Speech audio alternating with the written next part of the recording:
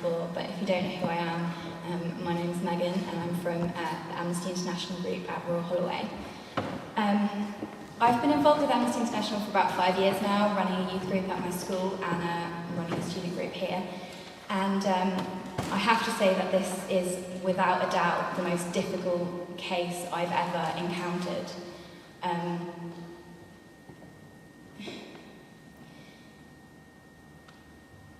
It's been one of those things where the more information you find out about the case, the less you can believe what's happening and the more utterly disturbed you are. There was never any physical evidence at all linking Troy Davis to the murder. 7 out of the 9 witnesses that spoke up against him have since retracted their story. And several of them have suggested that one of those remaining 2 witnesses might have in fact been the real shooter. There is so much doubt in this case. I have to say, I don't think I really thought that they were going to execute him in September. Anyone who's read the facts of the case, I don't think, would believe that they were going to do it. And I was heartbroken, and I know that a lot of other people in this room were equally heartbroken. The Troy Davis case has been something that we focused on quite strongly in our group over the last few years since I've been here.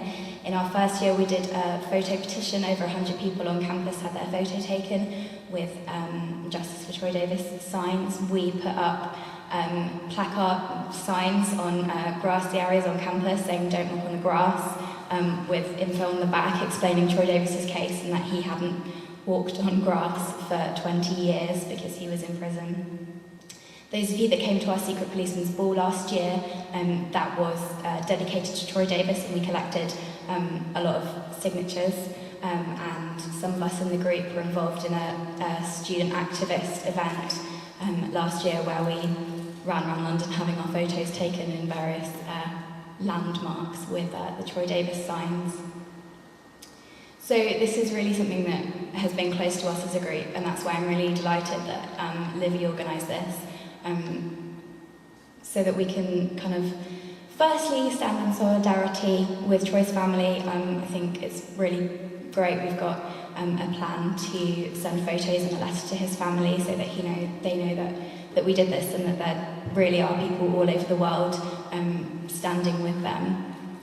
But also so that we can remember that in the words of our t-shirts that some of us are wearing, there are so many other Troy Davises out there, and one of the most inspirational things for me about Troy was how even in his final moments he was speaking about the other people like him that are out there, the other people that are on death row in America and across the world who we can still save. And it's really important that even though this is devastating, it makes us angry, and that makes us do more. So I'm delighted now to introduce Kim Manning-Cooper from Amnesty UK to speak to you a little bit more.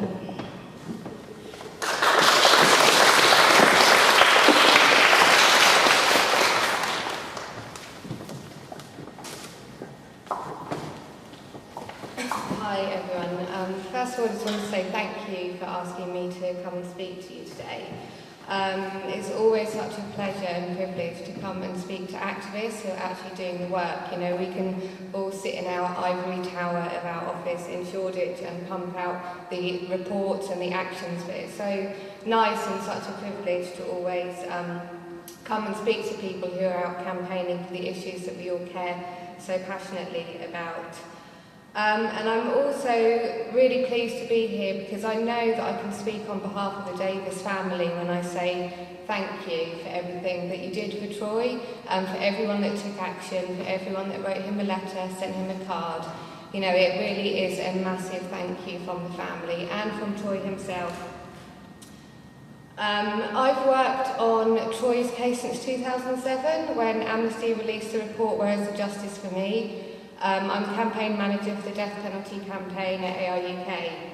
I've just come back from a year's sabbatical where I was working for Reprieve in Southeast Asia, working on death penalty cases across Southeast Asia. So we've heard quite a lot today about Troy's case, and I think we all know the real kind of high level kind of talking points. You know, 7 out of 9 witnesses recanted their testimony, no physical evidence, no ballistic evidence, no murder weapon was ever found, and so much doubt surrounding Troy's case. But I think I wanted to talk about Troy, the Troy that I knew and the Troy that I had met on death row, and the Troy that I communicated with, and the Davis family that I began to think of as being like my surrogate American family. Troy was executed on the 21st of September 2011 for a crime which I believe he did not commit. Now, Amnesty takes no position on innocence or guilt. Obviously, we oppose every execution unconditionally. I believe from the bottom of my heart and 110% that Troy was an innocent man, and that's without my Amnesty hat on, I'd just like to say. But we've all read about the case and we know what happened, but I think, just to share some thoughts about Troy, and I've just made a few notes. I remember the first time I visited Troy was in 2009. And when we made our application to go in and visit him, we had to write on the form our relationship to Troy. And there was myself, Troy's sister Martina, Troy's mother Virginia, Richard Hughes and Alistair Carmichael and Laura Moy from AIUK and myself. And Richard, Alistair, Laura and I all had to write friend on the form, and we all thought this was